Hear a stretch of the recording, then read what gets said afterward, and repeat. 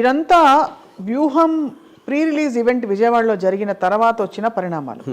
Hit అయినట్టు అన్వయించుకోవాలా మేము, అంటే మీడియా హిట్ అనేది పాయింట్ కాదు, ఇట్ ఈస్ డ్రాయింగ్ అటెన్షన్. ఇప్పుడు ఇక్కడ పాయింట్ హిట్ అనేది ఫైనల్గా ఈవెంట్ కాదు కదా, అక్కడ వ్యూహం అనే సినిమా వస్తుంది. ఆ సినిమాలో ఏముంది, ఏం చూపెట్టబోతున్నాడు అనేది పాయింట్. వ్యూహం ఈవెంటా, ఇంటర్వ్యూలో అదన్నాడా, లేకపోతే ఇక్కడ చేశాడా, అది పాయింటే కాదు. ఇది వాళ్ళ కన్సర్న్ నేను చెప్పేది. అవును, అప్పుడు మీరు కోర్టుకి వెళ్ళి సెన్సార్ బోర్డ్ సర్టిఫికేట్ రివోక్ చేయమని చెప్పి, లేకపోతే ఇంకోటి ఏదో చెప్పి, ఇవన్నీ కూడా ఫస్ట్ ఆఫ్ ఆల్ సినిమాలో ఏముంటుందని ఎవరైనా ఎక్స్పెక్ట్ చేస్తారు? అంతే, which is the bigger question. ఇప్పుడు సింపుల్ థింగ్, మనం ఎవరైనా సరే మనం పొద్దున్న నోరెప్పితే మనం ఒక ఒపీనియన్ చెప్తాం, ఒక స్పెక్యులేషన్ చేస్తాం, ఒక దాన్ని డిఫెండ్ చేస్తాం, ఒక దాన్ని ఒఫెన్సివ్గా చెప్తాం, ఎవరినో ఏదో convince. Whole point of communication is only that. అది భార్యాభర్తల మధ్య, ఫ్యామిలీ మెంబర్సా, ఎంప్లాయీసా, కలీగ్సా, పొలిటికల్ పార్టీసా, ఎవరన్నా చేసేది అదే. ఇన్ని కథలు వస్తాయి సినిమాలు, అన్ని ఏంటి, క్యారెక్టర్స్ కాన్ఫ్లిక్ట్ ఉంటాయి. సో రియల్ లైఫ్ ఆస్పెక్ట్లో కూడా అది ఉంటుంది.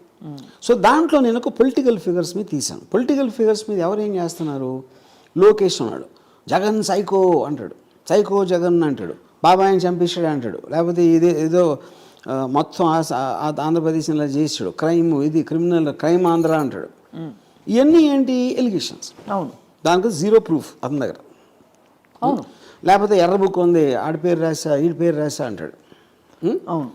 ఇప్పుడు దానికి నేను ఒపీనియన్ చెప్పడానికి, ఇంకోటి ఎవరో చెప్పడానికి ఏంటి తేడా? సినిమా అనేది మీడియం, అది. అవును, సినిమా అనేది ఒకటి రన్ అవుతుంది కెమెరా, దాంట్లో ఎవరో ఏదో చెప్తున్నారు, ఎవరో ఏదో చూపిస్తున్నారు.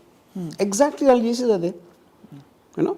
సో ఇప్పుడు ఆర్టికల్ 19లో freedom of expression, freedom of speech, ఆ కాంటెక్స్ట్ ఏంటది? It is one person is having an opinion about what's happening, that's a legally protected right. అది కరెక్ట్. ఓకే, అప్పుడు దాని బేసిస్ మీద వీళ్ళందరూ బతికేది. అవును, పాలిటీషియన్స్ మాట్లాడితే చంపేస్తా అది చెప్పేది కూడా దాని మూలనే. మీకు అప్పుడు ఇలాంటి ఫిజికల్ థ్రెట్ ఇస్తే జైల్లో పడేస్తారని చెప్తారా? ఇంపాసిబుల్ చెప్పటం. సో ఇప్పుడు దాంట్లో భాగంగా నేను తీసాం. ఇప్పుడు సపోజ్ నేను వాళ్ళు ఏమంటున్నారు, స్కిల్ స్కామ్లో వచ్చిన డబ్బు అంతా చంద్రబాబు నాయుడు తీసుకున్నాడని చూపెడతాడు అని వాళ్ళ స్పెక్యులేషన్. నేను ఒకవేళ చూపించింది అనుకోండి, ఏం చూపిస్తాను నేను? ఎవరికి తీసుకొని డబ్బులు మూటలు ఇచ్చారా చంద్రబాబు నాయుడుకి? అది చూపిస్తే నమ్మేస్తారా? చూపిస్తే అసలు మీ క్రెడిబిలిటీ అది కాదు, అలా చూపిస్తే నమ్ముతారా? ఏ డైరెక్టర్ అయినా ఏదైనా మీరు ఏం చూపించారో, ఏం చెప్పారు కాదు, అది నమ్మబుల్గా ఉందా లేదా చూస్తారు. అంతే కదా. నమ్మబుల్ అనే దానికి లాజిక్ ఉండాలి.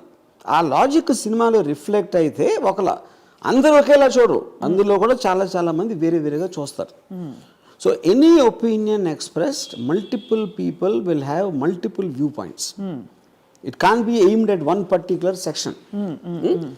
అప్పుడు మెజారిటీ మంది ఏం నమ్మారు అనేది ఒక రిలేటివ్ ట్రూత్గా నిలబడుతుంది హిస్టరీలో. అంతే కదా. అంతే. సో ఇప్పుడు ఏం చేయాలి మీరు? ఇప్పుడు సపోజ్ సినిమా అనేది ఇలా చేస్తుంది అంటే మీరు తీయండి సినిమా. అంతే కదా. మీరు ఇప్పుడు రేపు సినిమా తీసి జగన్నే గోడ దూకోసి వచ్చి బాబాయిని హత్య చేసాడని చూపించాడు అనుకోండి, అది నమ్ముతారు ఎవరైనా? అంతే. నేను అదే అంటున్నా. సో బేసిక్గా ఇట్ ఈజ్ అంటే ఒక అంటే వాళ్ళకు కూడా ఖచ్చితమైన అండర్స్టాండింగ్ ఎందుకు లేదంటే, వ్యూహం సినిమాలో ఒక యూనిక్ పాయింట్ అండి, ఎంతవరకు వరల్డ్ హిస్టరీలో కంటెంపరీ ఇప్పుడు జరుగుతున్న దాని మీద ఒక సినిమా రాలేదు. ఇప్పుడు ఉన్న క్యారెక్టర్స్, ఇప్పుడు జరుగుతున్న పరిస్థితుల మీద. లక్ష్మీ ఎన్టీఆర్ అనేది 25 సంవత్సరాల క్రితం సినిమా, కరెక్ట్ స్టోరీ. వంగవీటి అంతే.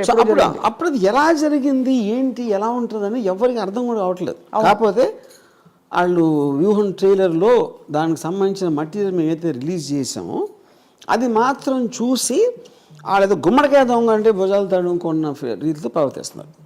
అది ఏం చేయాలో తెలియక ఎవరికి తెలియకుండా కోర్టులో కేసు పెట్టి, దాని మీద ఇంతవరకు నారా లోకేష్ పబ్లిక్ ఒక ముఖం లేదు, నేను కేసు పెట్టినాను చెప్పలా. నేను కేసు పెడతానని చెప్తాను నేను, because that is nothing to hide. అలా కేసు పెడితే కూడా వాళ్ళు దడుచుకుంటారని ఎక్కడ అన్వయించుకుంటారో అని ఏం కాదు, ఫైనల్ వస్తుంది కదా బయటికి. మీరు వెనకాల నుంచి చేసిన అవసరం లేదు కదా. మీరు అన్ని ముందు నుంచి జగన్ సైకు అన్నీ అన్నప్పుడు వ్యూహం మీద కేసు పెట్టడానికి మీరు ఏమి మాట్లాడుకుని ఎందుకు పెట్టాలి అసలు? అంటే we don't even recognize it అనే ఒక ఇది కూడా అది అట్ ద సేమ్ టైం ఇప్పుడు వీళ్ళు ఉన్నారు, ఇప్పుడు వాళ్ళకి తెలిసి చేశాడా ఎవడు మన కలిగిపూడి వాడు తెలియక చేశాడా, అది ఒక పాయింట్. కానీ ఇది జరిగిన తర్వాత కూడా నేను ట్యాగ్ చేసినా కూడా వాళ్ళు ఎవరు రియాక్ట్ అవ్వాలి, అసలు ఇది లేదు అన్నట్టు బిహేవ్ చేస్తున్నారు. ఇది లేదు అసలు నాకు తెలీదు అన్నట్టు బిహేవ్ చేస్తున్నారు, which means either they're endorsing. ఇలాంటి కైండ్ ఆఫ్ రెటారిక్ని ఒక మూడు సార్లు సీఎం చేసి 40 నేనని కాదు, ఇది ఎవరి మీద జరిగినా ఇంక్లూడింగ్ దావుద్ ఇబ్రాహిం మీద చేసినా కూడా దిస్ ఇస్ అ క్రైమ్. అదే ఎగ్జాక్ట్లీ రిజిస్టర్డ్ టెర్రరిస్ట్ ఎగ్జాక్ట్లీ.